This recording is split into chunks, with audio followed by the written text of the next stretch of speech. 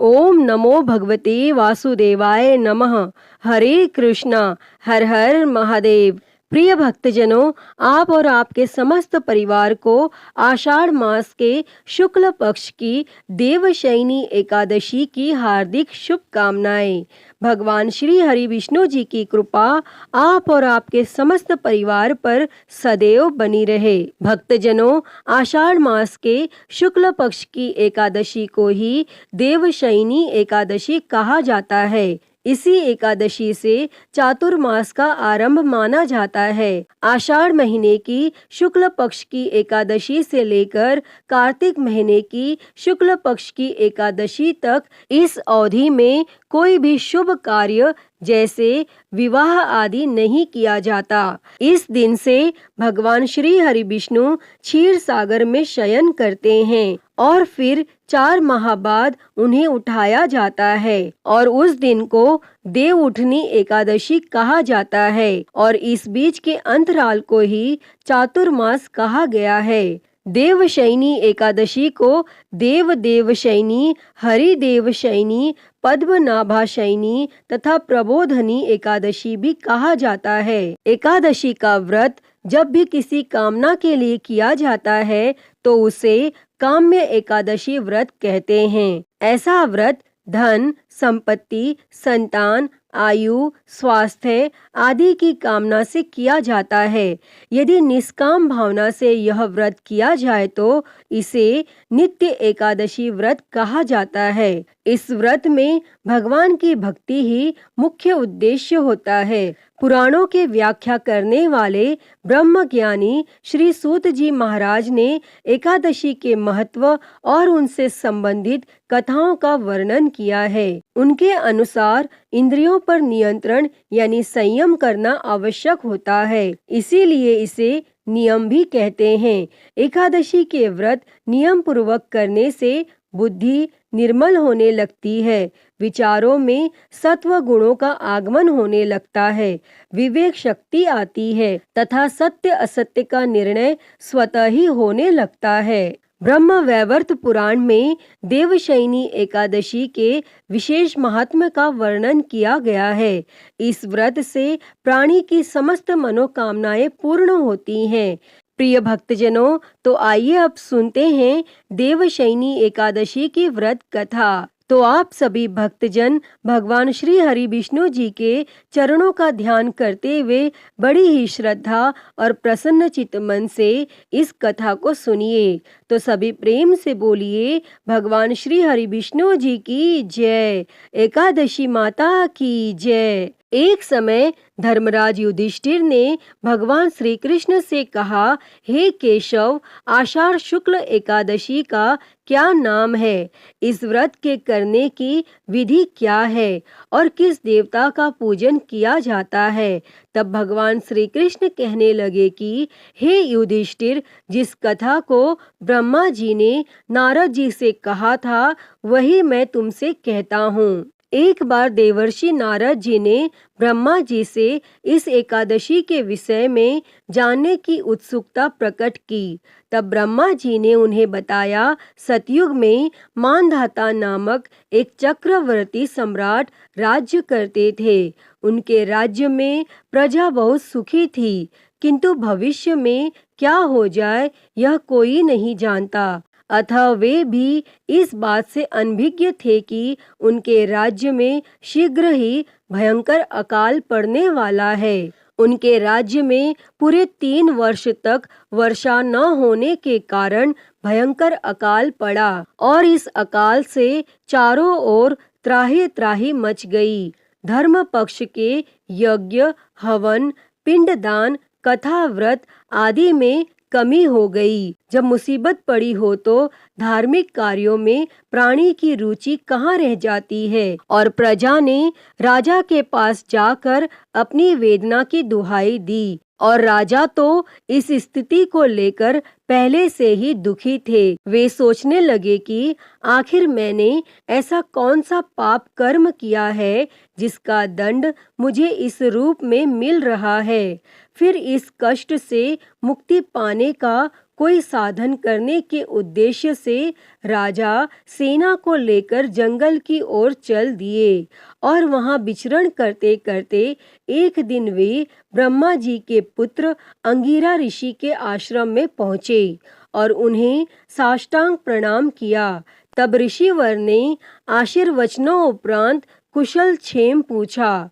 फिर जंगल में विचरने वह अपने आश्रम में आने का प्रयोजन जानना चाहा। तब राजा ने हाथ जोड़कर कहा, हे महात्मन, सभी प्रकार से धर्म का पालन करता हुआ भी मैं अपने राज्य में दुर्भिक्ष का दृश्य देख रहा हूँ। आखिर किस कारण से ऐसा हो रहा है? कृपया इसका समाधान करें। तब यह सुनकर महर्षि अंगिरा ने कहा, हे राजन, सब युगों से उत्तम यह सतयुग है। इसमें छोटे से पाप का भी बड़ा भयंकर दंड मिलता है। इसमें धर्म अपने चारों चरणों में व्याप्त रहता है। ब्राह्मण के अतिरिक्त किसी अन्य जाति को तप करने का अधिकार नहीं है, जबकि आपके राज्य में एक शूद्र तपस्या कर रहा है और यही कारण है कि आपके राज्य में वर्षा नहीं हो रही है। जब तक वह काल को प्राप्त नहीं होगा तब तक वह दुर्भिक्ष शांत नहीं होगा। दुर्भिक्ष की शांति उसे मारने से ही संभव है। किंतु राजा का हृदय एक निरपराध शूद्र तपस्वी का शमन करने को तैयार नहीं हुआ। तब राजा ने कहा, हे देव, मैं उस निरपराध को मार दूं, यह बात मेरा मन स्वीकार नहीं कर रहा है। कृपया करके आप कोई और उपाय बताएं। तब महर्षि अंगिरा ने बताया, आषाढ़ माह के शुक्ल पक्ष की एकादशी का व्रत करें। इस व्रत के प्रभाव से अवश्य ही वर्षा होगी। और तब राजा अपने राज्य की राजधानी लौट आए और चारों वर्णों सहित पद्मा एकादशी का विधि पूर्वक व्रत किया और व्रत के प्रभाव से उनके राज्य में मूसलधार वर्षा हुई और पूरा राज्य धन धान्य से परिपूर्ण हो गया। और ब्रह्म वैवर्त पुराण में देवशयनी एकादशी के विशेष महात्म्य का वर्णन किया गया है। इस व्रत से प्राणी की समस्त मनोकामनाएं पूर्ण होती हैं। अतः इस मास की एकादशी का व्रत सब मनुष्यों को करना चाहिए। यह व्रत इस लोक में भोग और परलोक में मुक्ति को देने वाला है। इस कथा को पढ़ने और सुनने से मनुष्य के समस्त पाप नाश को प्राप्त हो जाते हैं। प्रिय भक्तजनों, अपने कष्टों से मुक्ति पाने के लिए किसी दूसरे का बुरा नहीं करना चाहिए। अपनी शक्ति से और भगवान पर पूरी श्रद्धा और आस्था रखकर संतों के कथनानुसार सत्कर्म करने से बड़े बड़े कष्टों से सहज ही मुक्ति मिल जाती है। अतः हे भगवान श्री हरि विष्णु जी, इस कथा को कहते, सुनते और हुंकारा भरते सभी पर अपनी कृपा सदैव बनाए रखना। सभी के जीवन से कष्टों को दूर कर सभी के जीवन में सुख और समृद्धि देना, सभी के मनोरथ को पूर्ण करना। तो सभी प्रेम से बोलिए, श्री लक्ष्मी नारायण भगवान की जय, एकादशी माता की जय, सर्वदेवी देवता की जय। आइए अब सुनते हैं अगली कथा। प्रिय भक्तजनों, हम सभी जानते हैं कि भगवान भाव के भूखे हैं। भक्त और भगवान का रिश्ता बहुत ही अद्भुत है। भक्त जिस भावना से भगवान के साथ संबंध बनाता है, उसी भाव से वह भगवान को पा लेता है।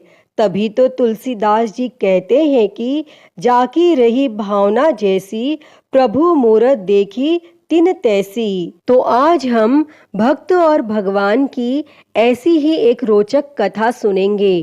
कैसे भक्त के कहने पर प्रभु श्री राम ने रसोई बनाई। तो आइए सुनते हैं। उससे पहले आप सभी प्रेम से बोलिए, भगवान श्री रामचंद्र जी की जय, माता सीता की जय। बहुत समय पहले की बात है। एक आलसी लेकिन भोला भाला युवक था। उसका नाम आनंद था।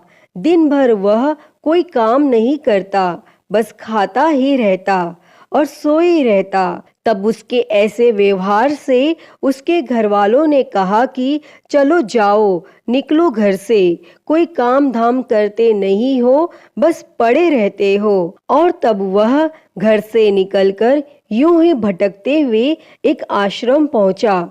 वहां उसने देखा कि एक गुरुजी हैं और उनके शिष्य कोई काम नहीं करते, बस मंदिर की पूजा करते हैं। तब उसने मन में सोचा कि यह बढ़िया है, कोई काम धाम नहीं, बस पूजा ही तो करना है। तब उसने गुरुजी के पास जाकर पूछा, क्या मैं यहाँ रह सकता हूँ? तब गुरुजी बोले, हाँ हाँ, क्यों नहीं। तब वह बोला, लेकिन मैं कोई काम नहीं कर सकता हूँ। तब गुरुजी बोले, कोई काम नहीं करना है, बस पूजा करनी होगी। तब आनंद ने कहा, ठीक है, वह तो मैं कर लूंगा। अब आनंद महाराज के आश्रम में रहने लगा। न कोई काम, न कोई धाम, बस सारा दिन खाते रहो और प्रभु भक्ति में भजन गाते रहो। महीना भर हो गया। फिर एक दिन आई एकादशी। उसने रसोई में जाकर देखा कि खाने की कोई तैयारी नहीं। तब उसने गुरुजी से पूछा कि आज खाना नहीं बनेगा क्या? तब गुरुजी ने कहा, नहीं, आज तो एकादशी है, तुम्हारा भी उपवास है। तब उसने कहा, नहीं, अगर हमने उपवास कर लिया तो कल का दिन ही नहीं देख पाएंगे।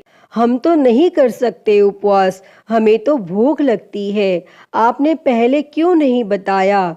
तब गुरुजी ने कहा, ठीक है, तुम ना करो उपवास, पर खाना भी तुम्हारे लिए कोई और नहीं बनाएगा, तुम खुद बना लो। फिर मरता क्या न करता, वह गया रसोई में। तब गुरुजी फिर आए और उन्होंने कहा, देखो, अगर तुम खाना बना लो तो भगवान राम जी को भोग जरूर लगा लेना और नदी के उस पार जाकर बना लो रसोई। तब वह बोला, ठीक है। लकड़ी, आटा, तेल, घी, सब्जी लेकर आनंद महाराज चले गए। जैसे तैसे खाना भी बनाया और जैसे ही खाना खाने लगा तो याद आया कि गुरुजी ने कहा था कि राम जी को भोग लगाना है, और वह लगा भजन गाने। आओ मेरे राम जी, भोग लगाओ राम जी, प्रभु राम आइए, श्री राम आइए, मेरे भोजन का भोग लगाइए। और जब कोई न आया तो वह बेचैन हो गया कि यहाँ तो भूख लग रही है और राम जी आ ही नहीं रहे। और वह भोला मानस जानता नहीं था कि प्रभु साक्षात तो आएंगे नहीं, पर गुरुजी की बात मानना जरूरी है। फिर उसने कहा, देखो प्रभु राम जी, मैं समझ गया कि आप क्यों नहीं आ रहे हैं। मैंने रूखा सूखा बनाया है और आपको तरमाल खाने की आदत है, इसीलिए नहीं आ रहे हैं। तो सुनो प्रभु, आज वहाँ भी कुछ नहीं बना है, सबकी एकादशी है और खाना हो तो यह भोग ही खा लो। और तब प्रभु श्री राम अपने भक्त की सरलता पर बड़े मुस्कुराए और माता सीता के साथ प्रकट हो गए। और वह आनंद असमंजस में पड़ गया। गुरुजी ने तो कहा था कि राम जी आएंगे, पर यहाँ तो माता सीता भी आई हैं और मैंने तो भोजन बस 2 लोगों का ही बनाया है। चलो कोई बात नहीं, आज इन्हें ही खिला देते हैं। और वह बोला, प्रभु मैं भूखा रह गया, लेकिन मुझे आप दोनों को देखकर बड़ा अच्छा लग रहा है, लेकिन अगली एकादशी पर ऐसा न करना, पहले बता देना कि कितने जन आ रहे हो, और हाँ, थोड़ा जल्दी आ जाना। और तब प्रभु श्री राम जी उसकी बात पर बड़े मोहित हुए और प्रसाद ग्रहण करके चले गए। और फिर अगली एकादशी तक यह भोला मानस सब भूल गया। उसे लगा कि प्रभु ऐसे ही आते होंगे और प्रसाद ग्रहण करते होंगे। फिर से एकादशी आई। तब उसने गुरुजी से कहा, मैं चला अपना खाना बनाने, पर गुरुजी थोड़ा ज्यादा अनाज लगेगा, वहाँ 2 लोग आते हैं। गुरुजी मुस्कुराए। उन्होंने सोचा भूख के मारे बावला है। उन्होंने कहा, ठीक है, ले जा और अनाज ले जा।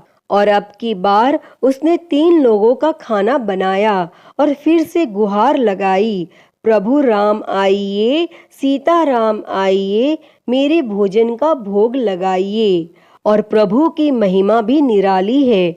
भक्त के साथ कौतुक करने में उन्हें भी बड़ा मजा आता है। और इस बार प्रभु श्री राम माता सीता सहित अपने भाई लक्ष्मण, भरत, शत्रुघ्न को लेकर आ गए और उन्हें देखकर आनंद को चक्कर आ गया। अरे ये क्या हुआ? एक का भोजन बनाया तो दो आए, आज दो का खाना ज्यादा बनाया तो पूरा खानदान आ गया। लगता है आज भी भूखा ही रहना पड़ेगा। तब उसने सबको भोजन लगाया और बैठे बैठे देखता रहा और अनजाने में ही उसकी भी एकादशी हो गई। फिर अगली एकादशी के आने से पहले ही उसने गुरुजी से कहा, गुरुजी ये आपके प्रभु राम जी अकेले क्यों नहीं आते? हर बार कितने सारे लोग ले आते हैं, इस बार अनाज ज्यादा देना। तब गुरुजी को लगा कहीं यह अनाज बेचता तो नहीं है, देखना पड़ेगा जाकर। और भंडार में कहा इसे जितना अनाज चाहिए दे दो। और फिर एकादशी के दिन गुरुजी उसके पीछे छुपकर उसे देखने चल पड़े। इस बार आनंद ने सोचा खाना पहले नहीं बनाऊंगा, पता नहीं कितने लोग आ जाएं, पहले बुला लेता हूँ फिर बनाता हूँ। फिर उसने टेर लगाई, प्रभु राम आइए, श्री राम आइए, मेरे भोजन का भोग लगाइए। और इस बार तो सारा राम दरबार मौजूद हो गया और इस बार तो हनुमान जी भी साथ आए। लेकिन यह क्या, प्रसाद तो तैयार ही नहीं है। तब वो भोला भाला आनंद बोला, प्रभु इस बार मैंने खाना नहीं बनाया। तब प्रभु ने पूछा क्यों? तो वह बोला मुझे मिलेगा तो नहीं, फिर क्या फायदा बनाने का, आप ही बना लो और खुद ही खा लो। तब प्रभु राम जी मुस्कुराए और सीता माता भी गदगद हो गई उसके मासूम जवाब से। तब लक्ष्मण जी बोले क्या करें प्रभु? तब श्री राम जी बोले भक्त की इच्छा है पूरी तो करनी ही पड़ेगी, चलो लग जाओ काम में। तब लक्ष्मण जी ने लकड़ी उठाई, माता सीता आटा सानने लगी और यह सब वह आनंद एक तरफ बैठकर देखता रहा। और माता सीता रसोई बना रही थी तो कई ऋषि मुनि और यक्ष गंधर्व प्रसाद लेने आने लगे। और इधर गुरुजी ने देखा कि खाना तो बना नहीं और यह आनंद एक कोने में बैठा है। तब उन्होंने पूछा बेटा क्या बात है, खाना क्यों नहीं बनाया? तब वह आनंद बोला अच्छा किया गुरुजी आप आ गए, देखिए कितने लोग आते हैं प्रभु के साथ। तब गुरुजी बोले मुझे तो कुछ नहीं दिख रहा तुम्हारे और अनाज के सिवा। तब उस आनंद ने माथा पकड़ लिया और बोलने लगा एक तो इतनी मेहनत करवाते हैं प्रभु, भूखा भी रखते हैं और ऊपर से गुरुजी को दिख भी नहीं रहे, यह और बड़ी मुसीबत है। तब उसने प्रभु श्री राम से कहा आप गुरुजी को क्यों नहीं दिख रहे हैं? तब प्रभु बोले मैं उन्हें नहीं दिख सकता। तब वह आनंद बोला क्यों? वे तो बड़े पंडित हैं, ज्ञानी हैं, विद्वान हैं, उन्हें तो सब कुछ आता है, उनको क्यों नहीं दिखते आप? तब प्रभु श्री राम बोले माना कि उनको सब आता है पर वे सरल नहीं है तुम्हारी तरह, इसीलिए उनको नहीं दिख सकता। तब आनंद ने गुरुजी से कहा गुरुजी प्रभु कह रहे हैं कि आप सरल नहीं हैं, इसीलिए आपको नहीं दिखेंगे। और यह सुन गुरुजी रोने और कहने लगे कि वाकई मैंने सब कुछ पाया पर सरलता नहीं पा सका तुम्हारी तरह, और प्रभु तो मन की सरलता से ही मिलते हैं। तब आनंद के आग्रह करने पर प्रभु श्री राम प्रकट हो गए और गुरुजी को भी दर्शन दिए। और इस तरह एक भक्त के कहने पर प्रभु ने रसोई भी बनाई। हे प्रभु श्री रामचंद्र जी, जैसी कृपा आपने उस भोले मानस पर की, वैसी ही कृपा इस कहानी को कहते, सुनते और हुंकारा भरते सब पर करना। तो सभी प्रेम से बोलिए प्रभु श्री रामचंद्र जी की जय, सीता मैया की जय। प्रिय भक्तजनों, मैं उम्मीद करती हूँ कि आपको यह कहानी बेहद ही पसंद आई होगी और अगर वीडियो अच्छी लगी हो तो इसे लाइक करें, ज़्यादा से ज़्यादा शेयर करें और कमेंट में प्रभु श्री राम की जय लिखना ना भूलें और हरिहर भक्ति चैनल को सब्सक्राइब कर नोटिफिकेशन बेल को ज़रूर ऑन कर लें। हर हर महादेव। धन्यवाद।